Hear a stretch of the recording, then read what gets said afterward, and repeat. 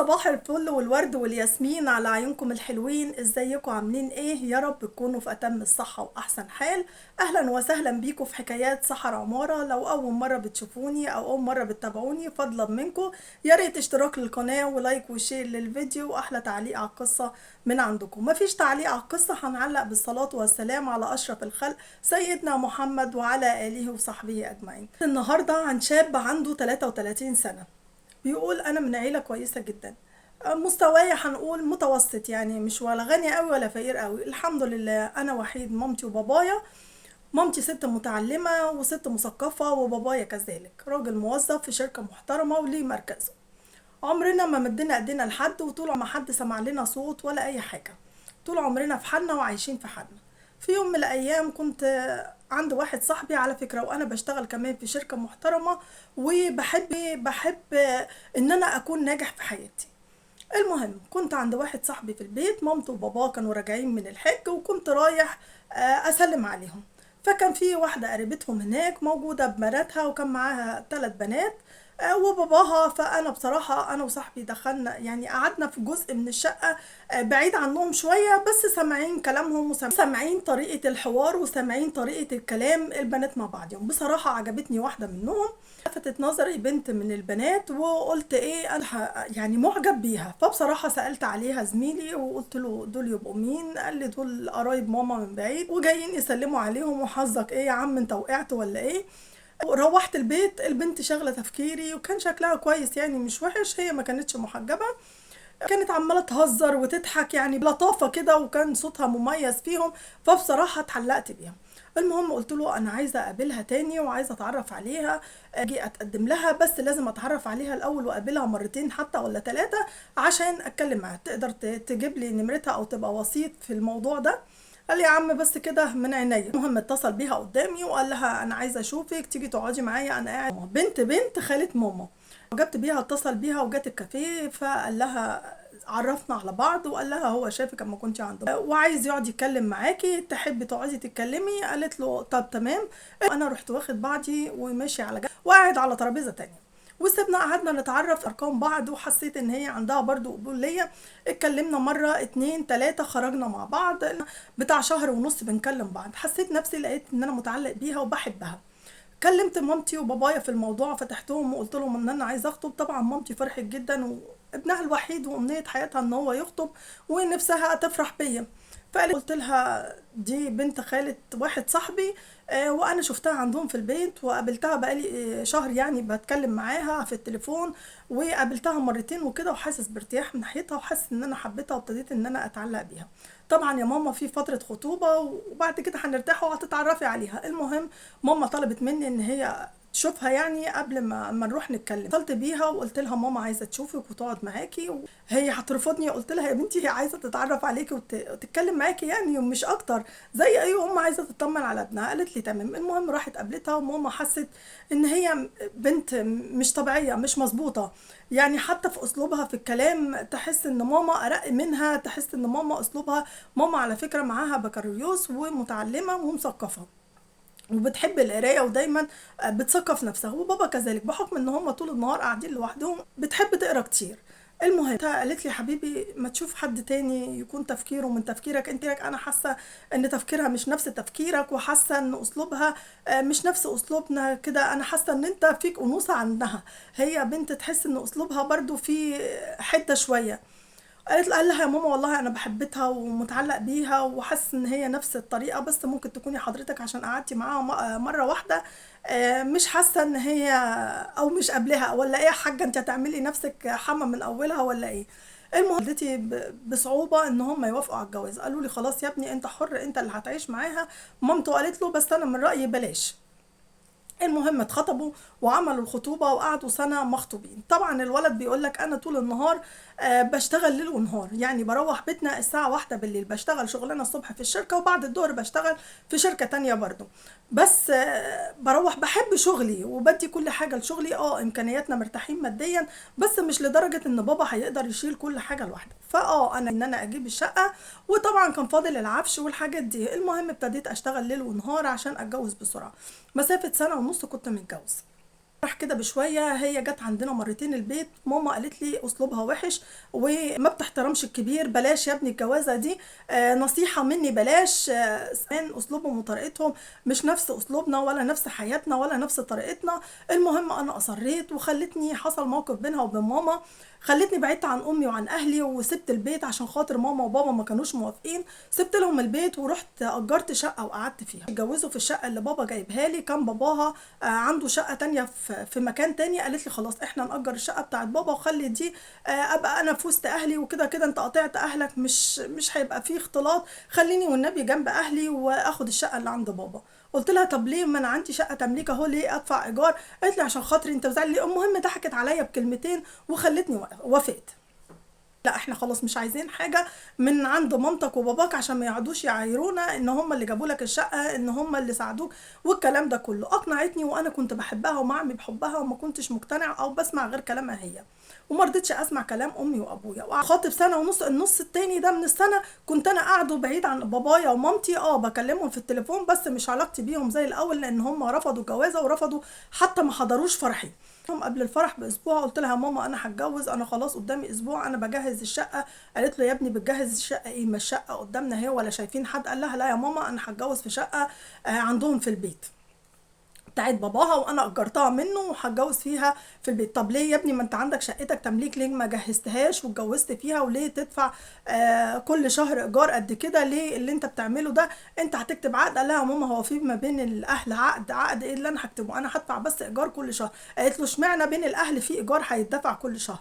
الله خلاص بقى يا ماما انا جهزت كل حاجه وهتجوز. قالت له يعني انت بتتصل تعزمني كواحده غريبه على الفرح؟ لا يا ابني روح اتجوز منك لنفسك عشان تبقى انت شلتك منك لنفسك.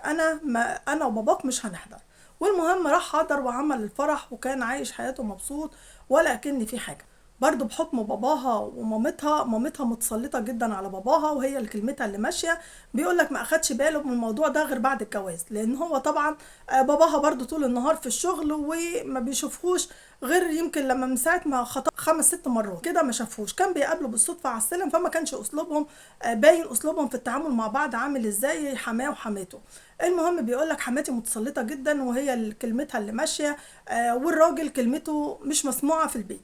اتجوزت وقعدت اول 4 5 شهور كده مبسوط جدا في جوازي وتهني، بس رجعت شغلي برجع كل يوم الساعة 1 بالليل برضو زي ما انا. فضلت المشاكل بقى انفعلت من بعد 5 شهور من الجواز. انت سايبني قاعدة لوحدي. انت قلت لها طب انا بجيب فلوس عشان اقدر اعيشك العيشة اللي انت عايشاها، لو فضلت في شركة واحدة من الشركات مش هقدر على المصاريف دي كلها، غير ما انت بتخليني بدفع 2000 جنيه في الشهر ايجار شقة. ما قلت لك من الاول نوضب شقتنا التانية ونقعد فيها؟ قلت لا. قالت له بقول لك ايه، انت اسلوبها في الكلام ابتدى بالفاظ بقى، ابتدت انا ده اسلوبي، اذا كان عاجبك يقول لها اتكلمي بطريقه كويسه، تقول له هو ده اسلوبي هو ده طريقتي، كلمتي هي اللي هتسمع، انت بتمشيش غير بدماغك. ايه يعني 2000 جنيه بتدفعهم؟ ناس كتير مأجرين شقق وبيدفعوا اكتر من كده. المهم عديت الموقف وعديت الطريقه وقلت لها خلاص واعدلي اسلوبك احسن من كده، انا مش هقبل. فعلا كلمة مامتي انت صوتك فيه حنية عنها، يعني كلمة ضربت في ساعتها في دماغي، وابتديت استرجع كلام امي اللي هي كانت رافضه الجوازه وانا سكتت الموقف عشان وبقيت اخد يوم الجمعه اجازه عشان خاطر ما تزعلش. انا كنت بنزل الشركه التانية بعد الظهر والصبح من الشركه الحكوميه كنت اجازه منها. ما جيت يوم الجمعه اقول لها طب خلاص ما تروحيش عند مامتك، مامتها دي فرق بيني وبينها دور، يعني ناس تانية في فوقيه وبعد كده هي تطلعيش عند مامتك يوم الجمعه، خليكي قاعده معايا، انا خلاص اخدت اجازه وبقعد اليوم عشان خاطرك. تقول لي بقول لك ايه، اليوم ده اهلي بيتلموا، اليوم ده خالاتي بيتلموا، كلنا بنتلموا عند ماما، ما انت قاعد معايا طول الاسبوع وطول النهار قدامي يا بنتي، انت مش زعلانه ان انا بقعد معاكي؟ قلت لها خلاص اطلعي واعملي اللي انت عايزاه. بقيت انا طول النهار قاعد لوحدي، من كتر زهقي رحت واخد بعضي ورحت نازله. رجعت البيت الساعه 10 11 ما نزلتش، اتصل بيها ما بتردش. قالت لي لا انا نزلت اجيب جبنات وحاجات من تحت، انا وماما وخالاتي معانا وقلنا نتمشى شويه. تتمشى شويه؟ طب وما اتصلتيش بيا قلتي لي ليه؟ قالت لي ما جاش في بالي، ما انت عارف ان انا مع ماما وفيها ايه يعني اما انزل، هو انا نازله رايحه اتصرمح ولا رايحه في حته لا سمح الله، انا مع اهلي. سكت وعديت الموقف. لما جيت بزعق لها وطبعا اتخانقنا مع بعض واتخانقنا خناقه جامده، بس طبعا الفاظها هي واسلوبها اعلى مني والفاظ ما ينفعش تقوليها لجوزك. فانا سكت ورحت واخد بعضي ونازل. رجعت لقيتها عامله لي محضر هي وباباها واخوها في الاسم ان انا ضربتها. هي كانت وقتها حامل وحامل في الثالث. قالت لي محضر، لقيت واحد جاي ياخدني، قلت لها ايه اللي انت عملتيه ده؟ انت عامله لي محضر؟ هو فيها ايه حصل؟ ما كل الازواج بيتعاركوا مع بعض. قلت لها غيرت كالون الشقه ومش عايزاني ادخل الشقه. ايه اللي انت عاملاه؟ رحت اتصالحنا وعدينا الموقف وقلت خلاص عشان خاطر بنتك والعيل اللي جاي في السكه عدي الموضوع على كده. وبقيت اضغط على نفسي واقول معلش. في يوم من الايام نايم على سريري في اوضه نومي بعد ما اتصالحنا، لو الموقف ده حصل تاني او ان انت عملتي لي محضر، هو انا ضربتك اساسا ولا لمستك؟ احنا زعقنا قصاد بعض وانت كان صوتك اعلى والفاظك اللي انت بتقوليها مستفزه وكلامك مستفزه ان انت ممكن توصليني ان انا اضربك. قالت لي هو انت مفكر نفسك ان انا هسكت لك لغايه ما تضربني؟ اوعى تفكر ان يوم من الايام انك تعمل حاجه زي دي او تمد ايدك عليا، احنا ما عندناش كده. شوف بس هعمل لك ايه؟ ده انت عملت لي زعقت لي وانا عملت لك محضر، المره الجايه بقى هحبسك واخليك تقعد لك سنتين 3 في السجن. بقيت مستغرب قوي من اسلوبها وايه الطريقه اللي انت بتتكلمي بيها دي، واقول يمكن بتهزر، انا بضحك على نفسي يمكن بتهزر.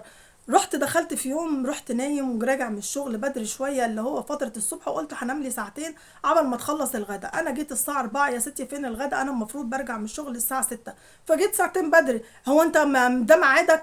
المفروض ان انت هتيجي الساعه 6 وانا عملت حسابي ان انا هخلص الاكل على الساعه 6. طب يا ستي ما انت قاعده طول النهار، صادفنا ان انا جيت بدري اهو، ما عملتيش من بدري ليه؟ قالت له لا انا ميعادي الساعه 6، فخلاص انا بحط اكلي على النار ان هو يبقى جاهز الساعه 6 يبقى سخن. طب انا هدخل انام لي ساعتين. دخلت نمت وقفلت عليا الباب، حاسس بخيالات عندي في الاوضه، حاسس ان في ناس فوقيا، حاسس بدخان، مخنوق في الاوضه. ففتح عيني كده مره واحده لقيت واحد واقف فوقيا وعمال يعمل دخان.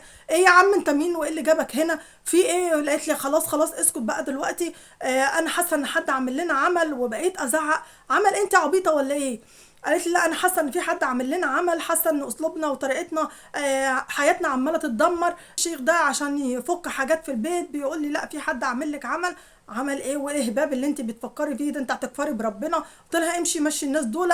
فقالت لي لا دول مش هيمشوا، دول هينضفوا لي البيت.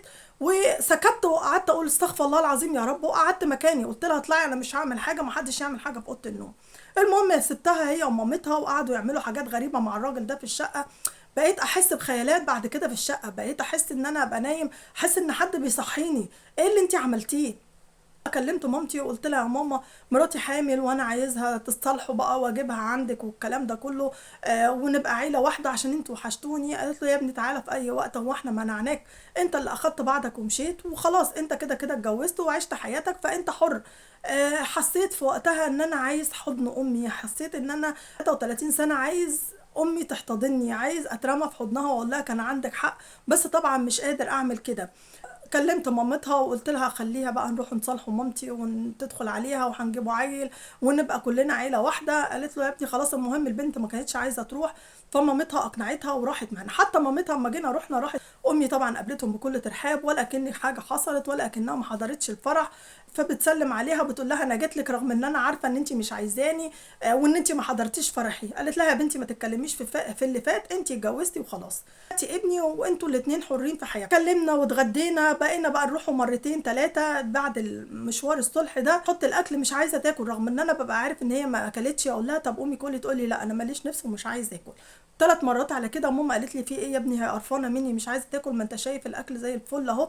وفعلا ماما نظيفه جدا. انا استغربت، فلما روحنا بقول لها انت مش بتاكلي من اكل امي ليه ومش عايزه تاكلي ليه؟ ماما كانت عامله اكل كتير فادتنا واحنا ماشيين زي اي ام بتعمل. قالت خلاص بصوا في فرختين واحنا نفرين زياده، خدوهم معاكم، خدوا واحده وسيبوا لنا واحده.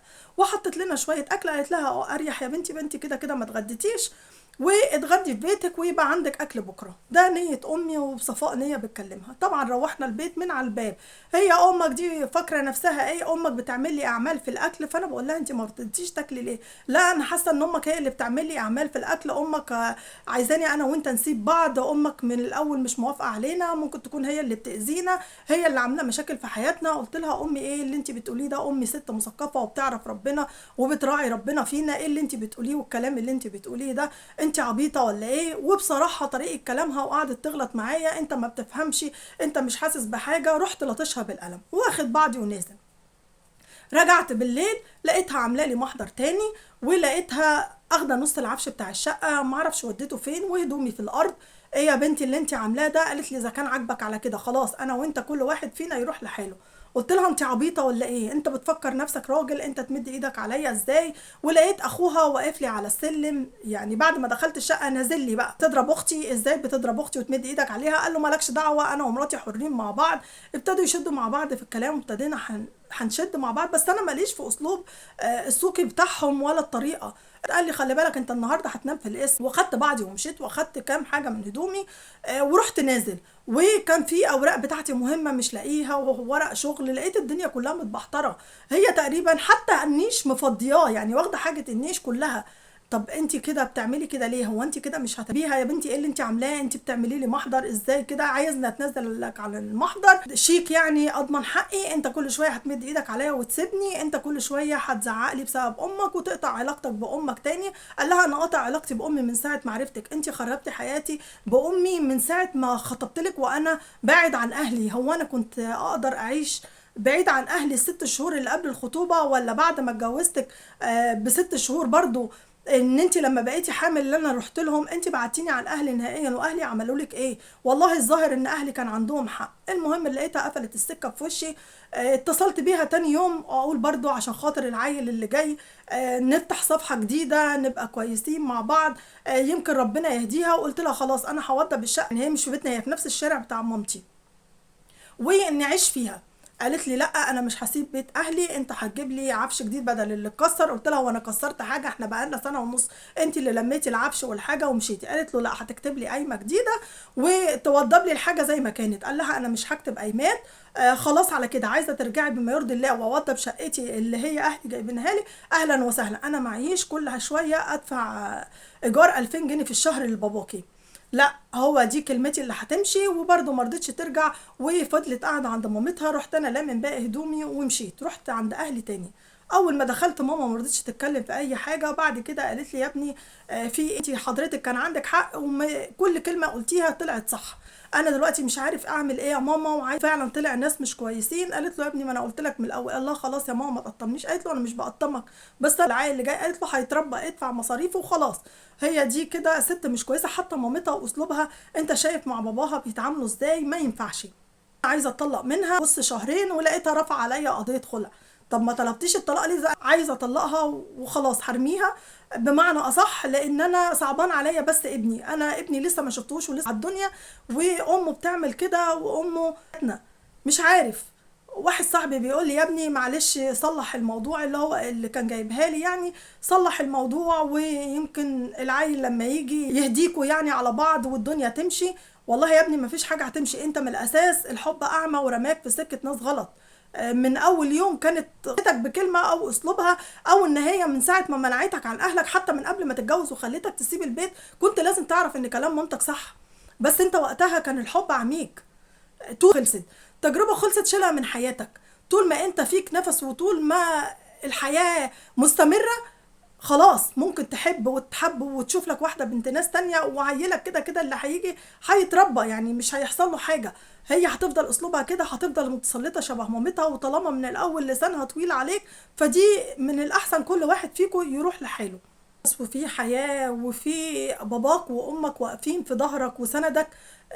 عمر ما امك وباباك هيغضبوا عليك اولا، لان انت ضناهم وضناهم الوحيد. انت كمان جرحتهم وقسيتهم عليهم، لكن نفسهم يشوفوك يوم فرحك عريس، وانت قسيت عليهم وسمعت كلامها وما حضروش. دي كانت حاجة.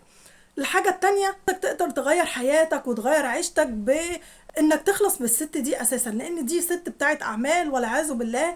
اللي يخليها وانتوا لسه اول جوازكوا تعمل حاجة زي دي وتقول لك مامتك، هي مامتك كانت اتعاملت معاها اساسا عشان تقول لك مامتك بتعمل اعمال؟ مامتك بتعمل لها اعمال مدان على ايه؟ الست معاملاها بكل حب وود وعطيها اكل وهي ماشية كمان. يعني الست مش هتأذيها، هتأذيها في ايه؟ ما انت اخدتي ضناها واخدتي حتة منها وبعدتيه عنها، والست ما اتكلمتش. لو كانت عايزة تأذيكي من الاول كانت اذتك. وانت بتقول مامتك ست زي ربيت ربنا وست بتعرف ربنا كويس قوي ومثقفه ومتعلمه. كنت لازم تعرف من البدايه ان هي دي غلط، ان الجوازه واختيارك انت اساسا غلط. الاختيار ده لازم يتصلح. بص هقول لك حاجه، لازم تعتذر لباباك ومامتك وتروح وتترجاهم وتترمي في حضنهم وتقول لهم سامحوني انا عرفت غلطي.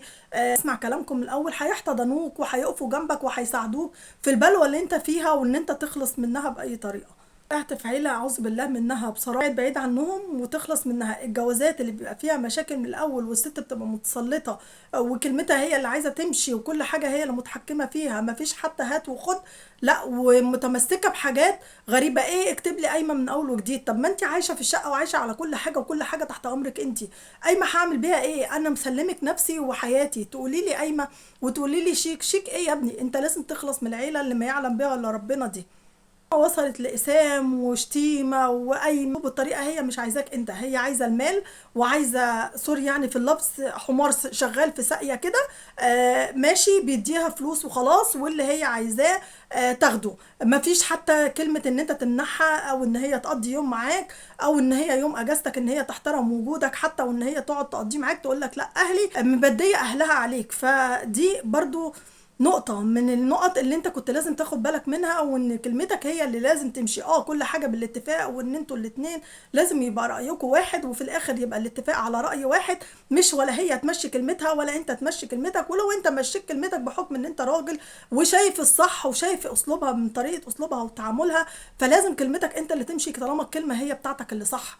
طالما انت شايف اسلوبها ان هي اسلوب سوقي وان هي ما عندهاش تفكير، حتى كل اهتماماتها ان انتوا مشكله صغيره حصلت ما بينكم اول ما اتجوزتوا، يعني انت سنه ونص وعملت لك محضرين، او سنه وعملت لك محضرين، اما لما تكمل باقي السنين هتعمل فيك ايه؟ هتسجنك يعني؟ هتديك تأبيده؟ مش فاهمه مستني ايه؟ مش عارفه. جوزاك انت بالنسبه لها حتى لما يعني في اول الجواز لما كان عندك شقتك والمفروض ان هي تخاف على فلوسك، تقول لك لا نعيشوا في شقتك ونوفر ال 2000 جنيه، لا، هي كان اهمها ان هي تقعد في بيت اهلها، ان الشقه ان انت توضب لها شقتها ببيت اهلها، عشان لما يجوا هي عارفه نيتها من الاول. هي لما تيجي مثلا ترميك بره، او ان هي زي ما انت نزلت جيت لقيت كل حاجه متاخده، بس عشان ما فيش مكان ما لحقتش تكمل باقي العفش او باقي الحاجه تاخدها عندها، فسابتها. قالت دي خلاص، دي كده كده شقتي وكده كده هو هيمشي. الست اللي بتفكر ان هي تغير قانون الشقه وترمي جوزها بره عشان عارفه ان هو عايش في ملك ابوها، رغم ان انت مأجر وبتدفع فلوس كل شهر، كده مش جوازه، دي كده صفقه. هي كده عايزاك كصفقه، بتلم منك فلوس وخلاص، وفي الاخر هي المستفاده لان هي رمتك بره وقفلت الشقه وغيرت قانون الشقه، وفي الاخر عملت لك المحضر. فخلي عندنا عقل شويه. وربنا كان خالق الجواز ليه؟ عشان نتآلف بينا وبين بعضينا ويبقى فيه مودة ورحمة، مش فيه قايمة نخلف ولاد ان هم يتعاملوا بالود والمحبة ويطلعوا عارفين ربنا، مش عارفين ان بابا وماما لازم كل شوية نتعاركوا ونروح القسم. ان يبقى فيه قايمة، يبقى فيه فلوس لازم ماما كل شوية تاخدها، يبقى فيه مشاكل طول. انتوا كده هتجيبوا ولاد غير سوية، هتفضل العيشة اللي انتوا عايشينها ان طريقة الإقسام طالما من أول شهر وانتوا رحتوا القسم يبقى هتفضلوا على طول على الموضوع ده، وكل شويه هتكرشك طالما انت عايش في ملكها. يعني من الاول كان اختيار باباك ومامتك في البدايه، ورحت اتجوزتها بغير علمهم وغير موافقتهم وكسرت فرحتهم ان هم يفرحوا بابنهم. دي حاجه سنها وقله ادبها واسلوبها معاك الوحش من البدايه، وان انت اخترت وخسرت اهلك بخاطرها. غلطتك ان انت مشيت ورا كلام واحده اهلك من البدايه. الست لما بتشتري واحد بتشتري واحد بأهله، عايزة تعمل لعيالها، بتبص لمستقبلها، عايزة تعمل عيلة وعزوة يبقوا عندهم سند، يبقى عندهم ظهر. محدش بيعيش لوحده او لأهلها هي لوحدها، ده كده يبقى طمع. وست عايزاك انت ليها بس. زي دي هتطلع تربي عيالها ازاي؟ هتطلع تعلم اولادها الاصول ازاي؟ تعلمهم مبادئ دينهم واخلاقهم ازاي؟ كان لازم يبقى فيه مودة ورحمة زي ما ربنا قال ما بينكم. لكن هي ما عندهاش كل ده، هي بس طمعانه في الفلوس، طمعانه في الشقه، طمعانه ان هي تمشي كلمتها عليك. هي من اول يوم غلطت فيك، كان لازم يبقى ليك تصرف. ما فكرتش ان انت تاخد معاها موقف. انت في الغلط، ودي نتيجة اختيارك. انت لازم تبعد عنها وتسمع كلام مامتك وتروح تراضي مامتك وباباك وتاخد رضاهم، وهم هيقفوا معاك في الموضوع ده. وفعلا مش عيب ان احنا نغلط، بس العيب ان احنا نفضل مكملين في الغلط. لازم تصلح غلطك ولازم تخلص من العيلة دي عيلة مش طبيعية. والست اللي تشرك بربنا وتبتدي تعمل اعمال، والست اللي تدخل في سكه الاعمال دي، صدقني هتفضل طول عمرها في السكه دي، وان هي مش كويس. اي موقف هيحصل ما بينكم، اصل حد عمل لنا عمل من غير سبب ومامتك ما عملتلهاش حاجه، مامتك هي اللي عملت لها العمل. ازاي؟ طب انت عرفتي ان اللي هي مامته؟ لا، ابعد عن العيله دي وانت لسه في البدايه، وعيل واحد ويا عالم. هي لسه يا عالم ايه اللي هيحصل، يعني انتوا في بدايه حياتكم. كانت قصة النهاردة وحكاية النهاردة، ويا ريت تخلي طيبتك دي شوية على جنب عشان انت طيب عن اللزوم.